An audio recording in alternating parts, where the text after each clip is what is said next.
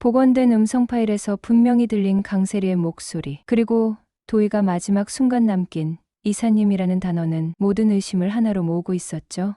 하지만 도윤은 알았습니다. 아직 끝난 게 아니란 거려. 진실은 언제나 더 깊은 어둠 속에 숨겨져 있기 마련이었으니까요.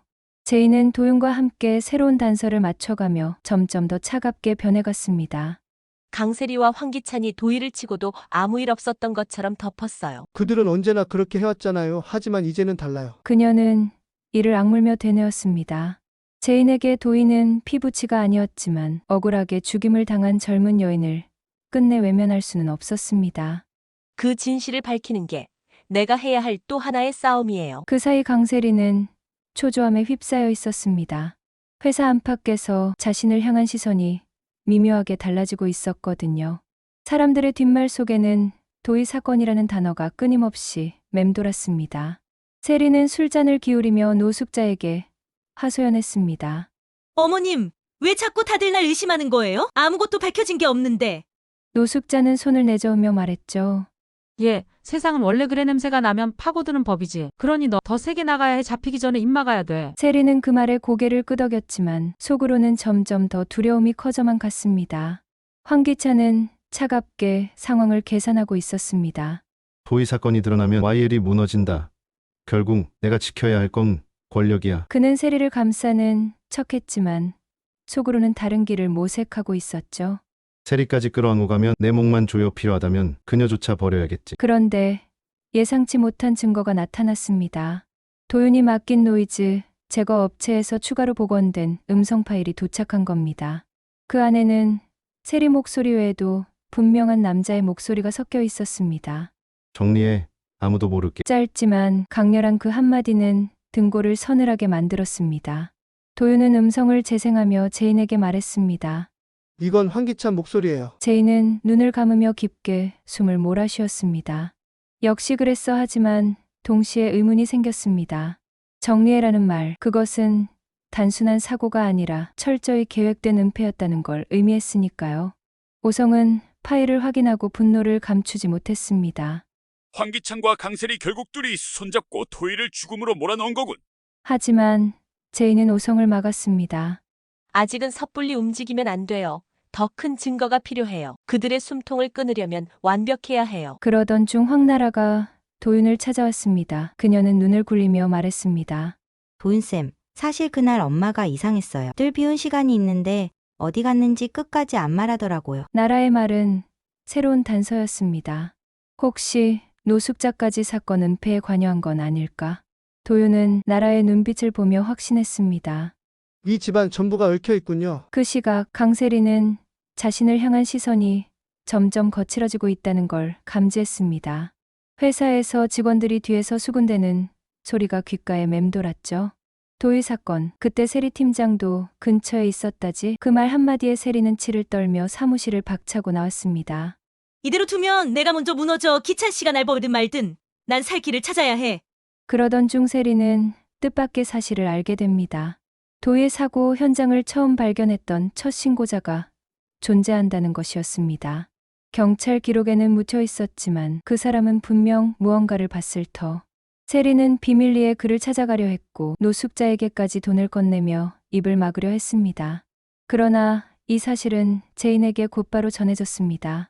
황나라가 또다시 의심스러운 대화를 엿듣고 제인에게 알려준 것이었죠. 강세리가 무언가를 숨기고 있어요. 신고자?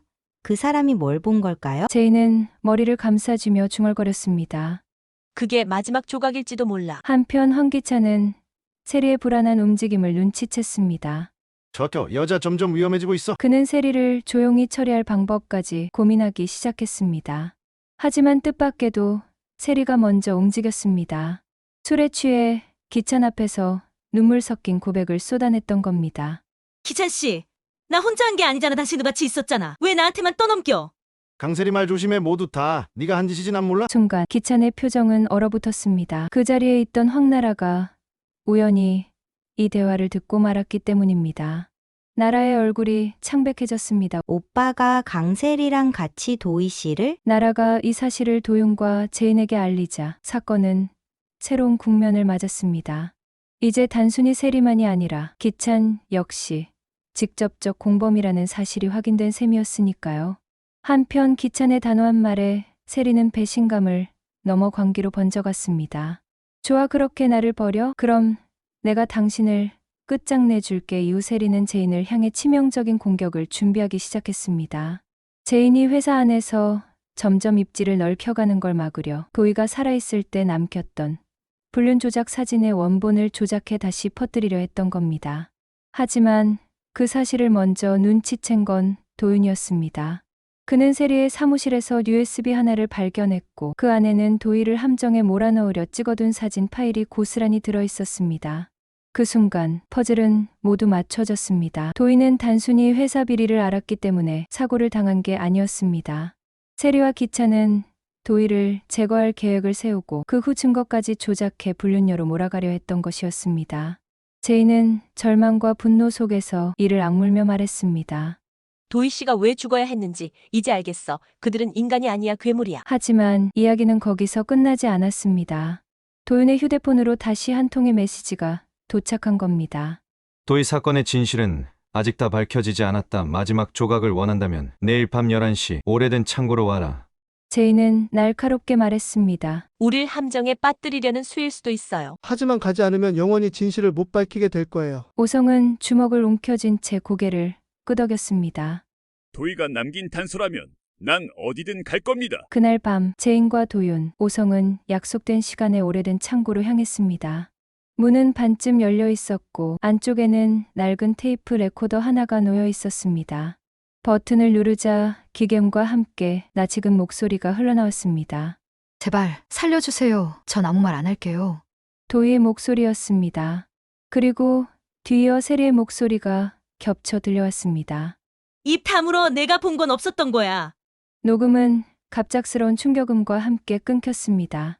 그리고 레코더 아래에는 한 장의 메모가 붙어 있었습니다. 이건 시작일 뿐이다. 제인은 눈을 치켜떴습니다. 시작이라니 아직 누군가 더 있다는 거야? 그 순간 창고 바깥에서 인기척이 들려왔습니다. 누군가가 그들을 지켜보고 있었던 겁니다.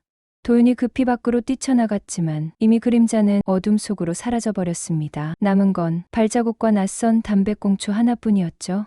오성은 치를 떨며 말했습니다. 우릴 이 지경까지 끌어온 자가 아직도 근처에서 웃고 있다는 거야. 진짜 게임은 이제부터 시작이야. 제인과 도윤 그리고 오성은 서로를 바라봤습니다. 어느 날 김한은 며칠째 유경의 의료기기 가게 앞을 서성였습니다.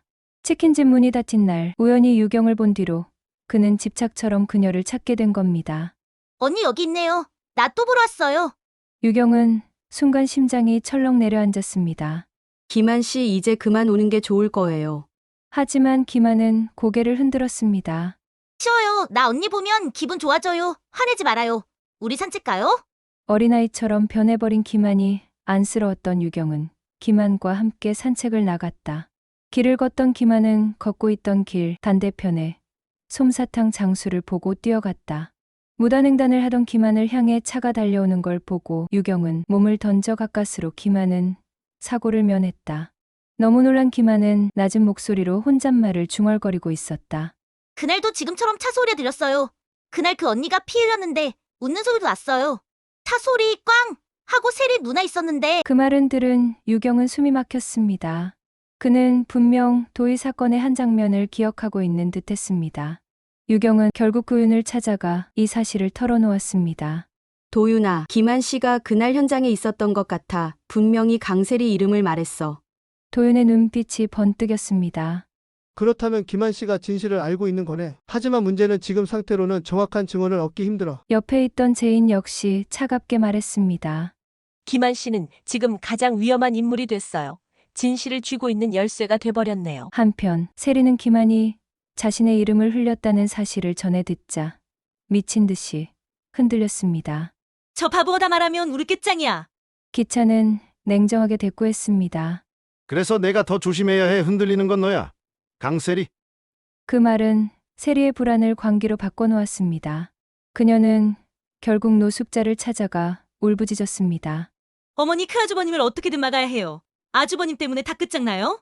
노숙자는 차갑게 대답했습니다. 내 아들이니까 내가 처리해 걱정 마. 며칠 뒤 김한은 흔적도 없이 사라졌습니다. 방 한쪽에는 찢어진 셔츠 조각과 정체 모를 약병이 남아 있었습니다. 제인은 직감했습니다. 누군가 김한 씨를 데려갔어. 그가 입을 열까 두려운 사람들이 움직인 거야. 도윤은 분노에 치를 떨었습니다. 김한 씨가 기억을 더 끄집어내려는 순간 저들이 먼저 손을 쓴 걸 거예요. 그 안에 도희의 비밀이 숨어 있다는 증거죠. 그날 밤 도윤의 휴대폰으로 영상 메시지가 도착했습니다. 화면 속에는 의자에 묶인 채 울고 있는 김한이 있었습니다. 나 말하면 안 되는데 엄마가 화내는데 근데 그 언니 도희 죽인 건 세리 누나랑 기찬 형만이 아니야. 또 다른 사람이 있었어 이름은. 영상은 바로 그 순간 끊겼습니다. 제인과 도윤은 얼어붙은 채 서로를 바라봤습니다. 도희 사건의 진실은 아직 끝나지 않았고 김한의 기억 속에는 또 다른 누군가의 이름이 숨어 있었습니다. 구독과 좋아요는 다음 반전의 시작입니다.